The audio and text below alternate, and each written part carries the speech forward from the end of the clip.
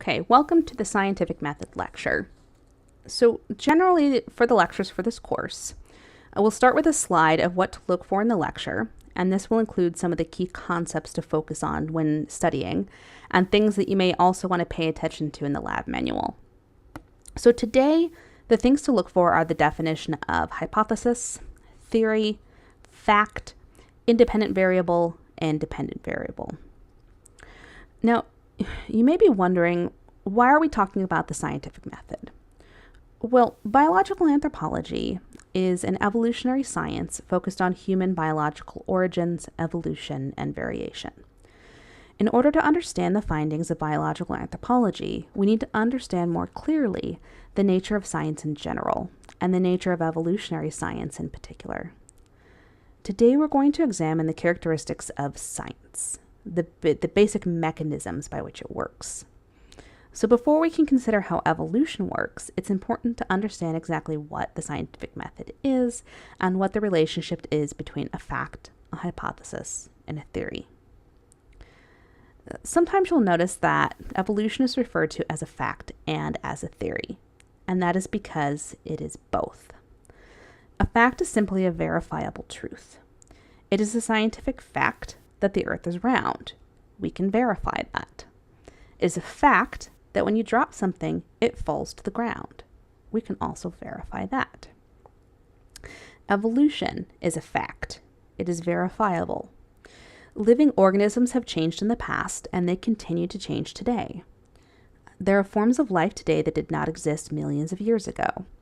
There are also forms of life that existed in the past that are not around today, such as our ancestors. Certain organisms have also shown very definitive changes in their biological makeup.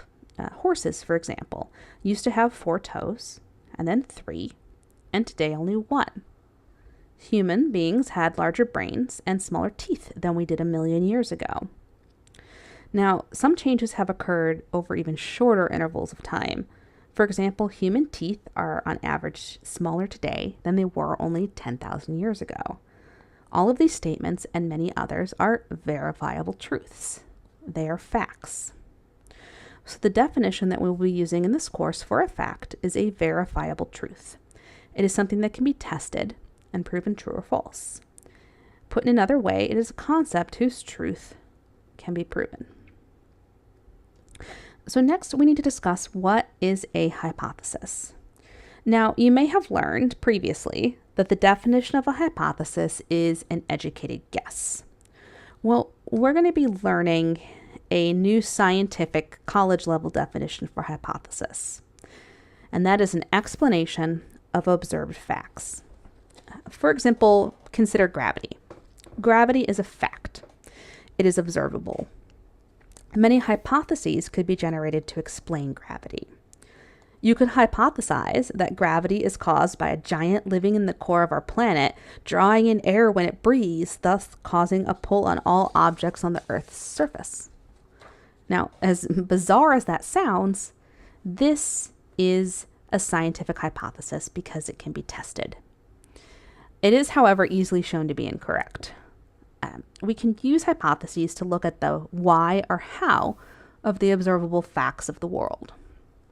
Now, a caveat to scientific hypotheses is that they must be testable. The potential must exist for the hypothesis to be rejected. Just as the presence of the hypothetical giant in the earth can be tested, predictions about gravitational strength can also be tested. So you have to be able to think of an instance when the hypothesis would be able to be rejected. What would prove it false? What will nullify the hypothesis? And if you can't think of any evidence that would be able to nullify it or prove it false, then the statement or the hypothesis is not scientific. Additionally, scientific hypotheses are usually stated as an if-then statement rather than a question. So something like, does gravity exist? Well, a question is not a hypothesis. Rather, if we state it as, if I dropped this book, then gravity will cause it to fall to the ground. That is a hypothesis. So in this course, when you are asked to generate a hypothesis, a quick way to do that is to make sure you are making it into an if then statement. So what's the difference between a theory and a hypothesis? Well, in some disciplines, the two terms are sometimes used to mean the same thing. In the natural and physical sciences, however, theory means something different from hypothesis.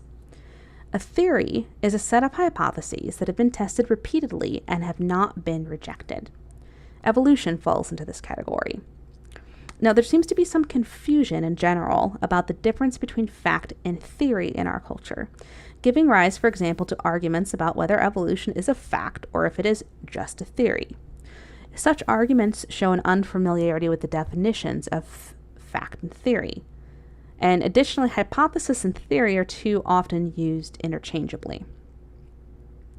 There's also a tendency to view a theory as a mere speculation, as opposed to the more accurate definition of a set of confirmed hypotheses. The argument about whether evolution is a fact or a theory incorrectly suggests that evolution may or may not exist. Let's use this same reasoning, but with another topic, to illustrate the fault in this logic. Let's use atoms and atomic theory. When you hear about atomic theory, does that suggest to you that atoms may or may not exist? Think about it for a second. Hopefully your answer is, of course not. Atoms are real. They're facts. They're observable. And atomic theory refers to a set of confirmed hypotheses that are used to explain these facts. As such, atoms can refer to both a fact and a theory. Likewise, evolution is both a fact and a theory. We have evidence that evolution has occurred in the past and continues to occur today. Various hypotheses have been suggested in the past to explain how and why evolution has occurred over time. The hypothesis of natural selection, developed by Charles Darwin, has stood the test of time as a major component of evolutionary theory, along with other mechanisms of what we call modern evolutionary theory. So the important thing to note with a theory, once again, is just like a valid hypothesis, there must be a possibility or some thought as to a piece of evidence that could appear to reject the theory. Now, not all theories are testable. And like I've said, if you can't test the theory, then we say it's not a scientific theory. You have to be able to think of an instance when some evidence could be used to reject the hypothesis or theory. Now, if a theory has been observed for a long enough period of time without being rejected, then we call it a fact. Once again, we can think of gravity. Gravity started out as an observation of the natural world. A hypothesis was generated to explain it. Then it was repeatedly tested until the theory was formed, and having withstood the tests for generations, it has become a fact. So therefore, we can say that many things are both theories and facts. Now, in science, we tend to use specific terminology when discussing this. Layman's terms may use something like true or false, but in science, with hypotheses and theories, we tend to use the term reject or fail to reject. So, a hypothesis that has not been proven false or failed to be rejected doesn't necessarily make it true. Rather, we simply would be able to state that we have not yet rejected it because, remember, we have to be able to think of an instance when that theory or hypothesis, I don't know why I'm having trouble saying that word today, would be able to be rejected. And it could be that at some point in the future we will get new technology or new evidence or new ways of thinking that would be able to provide that thing that will reject it. That's why science is always changing. We can have something that we thought was right for a long time, and then we get a new piece of information. And so we go back to the scientific method and we reevaluate. And that's okay. That's what science is. Now, another important component when setting up any experiment is to understand which variables you are actually testing. So there's two major types of variables in any hypothesis. The first is the independent variable. The independent variable, as the name suggests, is not changed by other variables within the experiment. Now, it can be changed by the researcher to test the cause and effect of the dependent variable, but it is the stable thing that doesn't change. The dependent variable changes based on what the independent variable is. It depends on the independent variable. Scientific studies like to test only one variable at a time. That's so that you can begin to understand the specific cause and effect of the experiment that you're testing. So let's look at an example to further explain and highlight what an independent and dependent variable are. So if my question is, which company sells the best tomato seeds? The first thing we need to do is define what we mean by best. In this case, we will assume that best means produces the reddest tomato. So my next step will be to create my if-then statement for the hypothesis. So in order to test the question, which company sells the best tomato seeds, I will therefore make a hypothesis that if the company gets seeds from California, then the tomatoes will be more red. In this specific hypothesis, my dependent variable would be the color of the tomatoes, while the independent variable is where the seeds come from. That's because, according to the hypothesis, the color of the tomatoes will depend on where the seeds come from. Conversely, the independent variable does not change the dependent variable. It is independent of the color of the tomatoes. So my hypothesis is if the company gets seeds from California, then the tomatoes will be more red. My dependent variable is the color of the tomatoes because, according to my hypothesis, it depends on where the seeds come from. Okay. So with the scientific method, what we need to do is set up specific expectations and what these are going to be for the experiment. Do we expect the color of the tomatoes to change? Do we expect that there will be a difference with where the seeds come from? But here we get into a very slight problem with science, and that's testability. Remember, to be scientific, a hypothesis must be testable. The potential must exist for the hypothesis to be rejected. Now, not all hypotheses can be tested, and for this reason, we often consider them to be non-scientific. This doesn't necessarily mean that they're true or false, only that they can't be tested at this time. For example, you might come up with a hypothesis that all the fossils we have ever found were put in the ground by a higher deity to confuse us. Now, this is not a scientific hypothesis because we have no objective means of testing it. Many evolutionary hypotheses, however, are testable. For example, specific predictions about the fossil record can be based on our knowledge of evolution. One such prediction is that humans evolved after the first appearance of mammals. All we need is evidence that humans existed before mammals for the statement to be rejected. Because we have found no such evidence, we cannot reject the hypothesis. However, because we can imagine a situation in which the hypothesis can be rejected, it is considered to be a scientific statement. Let's think about this another way.